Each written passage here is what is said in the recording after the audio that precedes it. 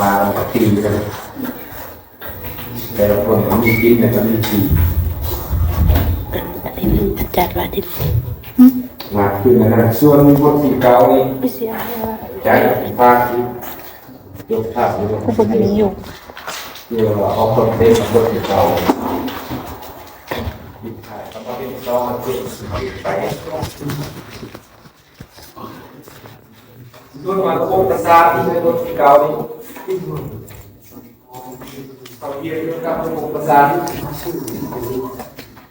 คนเรามีศูนย์กลางประสาทอยู่ที่สมองตัวสมองนี่เป็นมาศูนย์กลางประสาทเป็นผู้คุมทุกอย่าง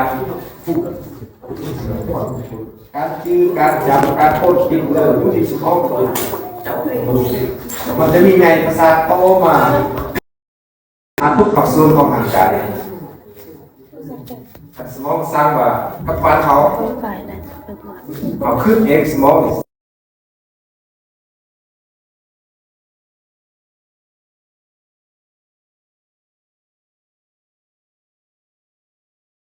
สมองก็เห็นเห็นคุมเม็ดทุกอย่างคนเราจะรีจะสัวพฤติกรรมแสดงออกต่างๆขึ้นกับสมองหมดสิ่งสำคัญเสียแล้วโบกเด้งไหลทุกอย่างเสียเลยเนี่ยคือคนเราว่าคนปฏิเหตุแกนพูดคาแต่สมองยังดี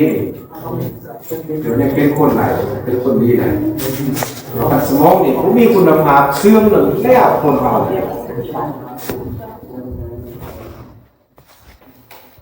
สมองไปเสื่อมไปเกย์กันแล้ว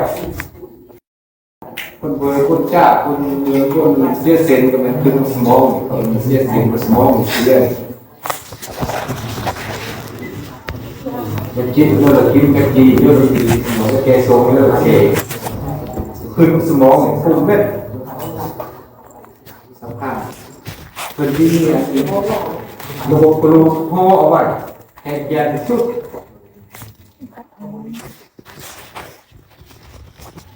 ลูกพ่อว่าลูกพวกมันจบยาทบยาโบราณทุกปี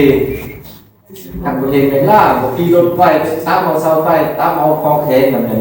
เป็นเลยสมองเป็นรักษาอะไรหมดชุดสำคัญบางคนเนี่ยสำคัญบางคนเนี่ยสมองเสียสแล้วขึ้นมีความหมายมีเรื่องมีความหมายผู้นำเสนอผู้เห็นเพื่อเป็นคนไหนสำคัญเขาเป็นคนยังรู้ยังน้อยสมองยังกำลังเป็นไงโต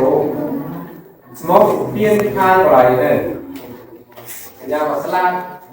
คือทางใครสอนตายแล้วจะเอาสมองมาเปลี่ยนเอาคือไหนเป็นไรส่วนอื่นเป็นมาหมดเจอบอกมาใครล้างบอกแก้ข้าวบอกเสียเสียมเปลี่ยนเป็นไรเนี่ยแต่สมองเนี่ยย่อมมีวิทยาศาสตร์ประเทศเรียกว่าสมาธิเปลี่ยนเอาสมองคนนั่นมาเสื้อคนนี้อะไรเห็นไหมขันว่ามันขยายตัวเต็มที่หรอกมันแตกสนามของพวกขยายตัวอีกสมองจะมาเปลี่ยนขนาดพวกเด็กคนหนึ่งพวกนี้สามเจ้าเที่ยวเลยขันว่าเต้จะเป็นหนึ่งแล้วเลยยูโกบ้านเจอบอกว่าคุณเองหรอที่ของไม้กันเสียสมองขนาดหนักซ่าที่กันไปกันมาเราขี่รถจับเซิร์ฟกันกระทบเซิร์ฟถอยไปถอยมาปฏิบัติตามกฎยาหรือโรคของเขาพวกของแข็งมันเตะสมองเสียเลยมันเตะไหลมันคือพวกของผู้คุณเกิดมือของเราเสียเลยแต่ว่าสิ่งอย่างเป็นตัวทีแล้วมาโค้งทีด้วยสิ่งของทีสิ่งโตอย่างนี้ก็ต้องเรื่องตามเรื่องทีนี่หมายถึงเรื่องอยู่แล้วทีเอาบางมีคนเรื่องเราจับมาเขากล้าเลย จับอะไรก็จับบาสมาเป็นหน่อย6 เดือนทำมือจับอะไรก็เสื้อตาเนี่ยรู้ไหมล่ะเอาไปเสียสักงอเก็บเป็นอะไรนั่นเลยยาเสียสำคัญลูกมีตัวอะไรจะพาเราพาเรียนมาเนี่ยดีเขาซื้อสมองสติที่สมองมันดีทำได้เราเอามือเมา